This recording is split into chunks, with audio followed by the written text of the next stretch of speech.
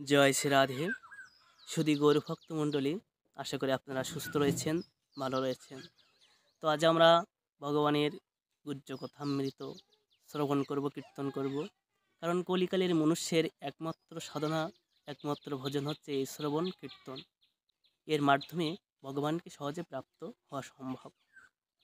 কলিকালের মানুষের পরমায়ু হচ্ছে 100 বছর, বড় জোর 120 বছর। তো এই অল্প সময়ের মধ্যে ভগবানকে কিভাবে প্রাপ্ত হওয়া যায়, শ্রীমান মহাপ্রভু সেই উপদেশ আমাদেরকে দিয়ে গিয়েছেন। সত্যযুগের মনুষ্য 1,00,000 বছর বাঁচত, বা তাদের পরমায়ু ছিল 1,00,000 বছর। তারা হাজার হাজার বছর তপস্যা করে, ধ্যান করে ভগবানকে প্রাপ্ত হয়েছিল। ত্রেতা যুগে, দাপর যুগে তারা কিভাবে ভগবানকে প্রাপ্ত হয়েছিল, ভিন্ন ভিন্ন উপায়ে এক এক যুগে ভগবানকে পাওয়ার উপায় ছিল। তো এ বিষয়ে শাস্ত্রে কি বলছেন? শাস্ত্রে বলছেন, কৃতে অবধায়তে বিষ্ণু ত্রেতায়াম অজাতে মুখই দাপরে পরিচর্যায়াম কালৌ তৎ হরিকীর্তনাথ। এক এক যুগে ভিন্ন ভিন্ন উপায়ে এক একভাবে ভগবানকে প্রাপ্ত তারা হয়েছিলেন। সত্য যুগে তারা ধ্যান করে, তপস্যা করে ভগবানকে প্রাপ্ত হয়েছিলেন। দাপর যুগে এবং ত্রেতা যুগে তারা কিভাবে প্রাপ্ত হয়েছিলেন? তো ত্রেতা যুগে ভগবানকে প্রাপ্ত হয়েছিলেন যাগ যজ্ঞ করে, অশ্বমেধ যজ্ঞ, গোমেধ যজ্ঞ, এমনভাবে বিভিন্ন প্রকার যজ্ঞ করে ভগবানকে তারা প্রাপ্ত হয়েছিলেন। দাপর যুগে ভগবানকে প্রাপ্ত হয়েছিলেন পূজা করে, অর্চনা করে, পরিচর্যা করে, এভাবে তারা ভগবানকে প্রাপ্ত হয়েছিলেন। কিন্তু এই কলিকালের মনুষ্য কিভাবে ভগবানকে প্রাপ্ত হতে পারে, সেই উপায়ন্তরটা কি?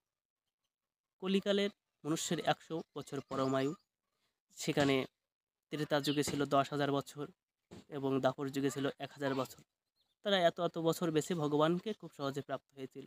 কিন্তু কলিকালে মনুষ্যের এতই দুর্ভাগ্য যে এতই স্বল্প আয়ু, তারপরে বিভিন্ন রোগ শোক, মহামারী, যার কারণে ভগবানকে প্রাপ্ত হওয়ার কি উপায় হতে পারে?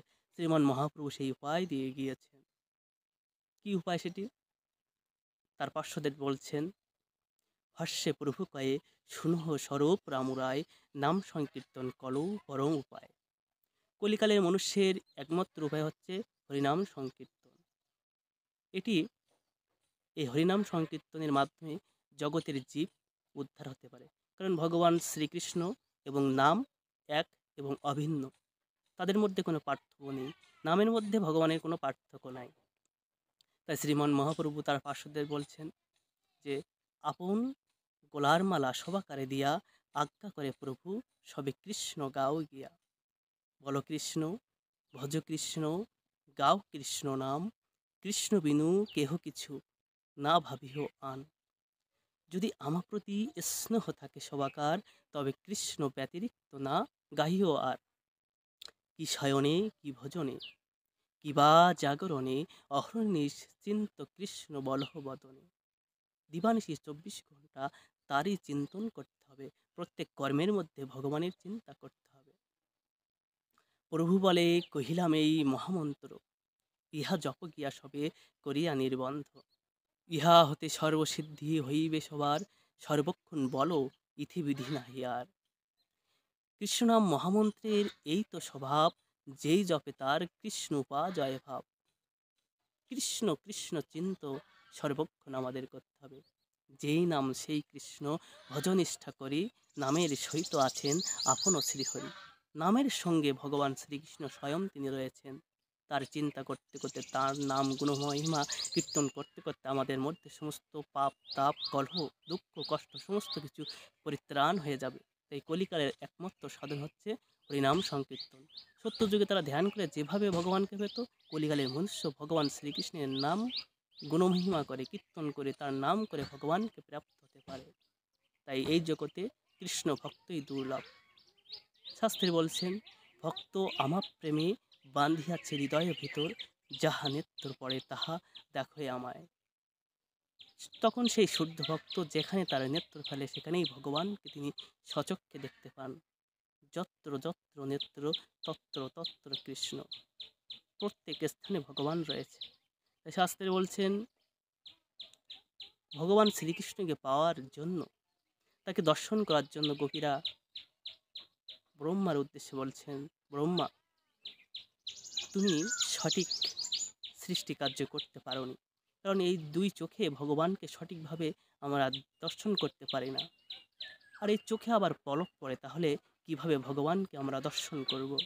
কোটি নেত্র নাহি দিলে সবই দিল দুই, তাহাতে নিমেষ কৃষ্ণ কি দেখিব মুই। কৃষ্ণকে দেখতে আমরা ব্যাহত হচ্ছি। যদি শত শত লক্ষ লক্ষ কোটি কোটি নেত্র হতো, তাহলে সেই নেত্র দিয়ে ভগবানকে আমরা দর্শন করতে পারতাম। তখন আমাদের জীবন ধন্য কৃতার্থ হয়ে যেত। আমাদের কর্ণ যদি কোটি কোটি কর্ণ হতো, তাহলে ভগবানের গুণমহিমা সেই কর্ণ দিয়ে আমরা শ্রবণ করতাম। এটি গোপীদের বা কৃষ্ণ ভক্তের একমাত্রই বাসনা। এই বাসনা কামনা একমাত্রই কৃষ্ণের প্রতি হওয়া উচিত। তাহলে আমরা কলিকালের মনুষ্য অল্প আয়ুর মধ্যে ভগবানকে ডেকে আমরা ভগবানকে প্রাপ্ত হতে পারি।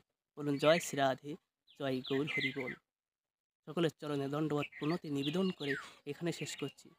রাধে রাধে।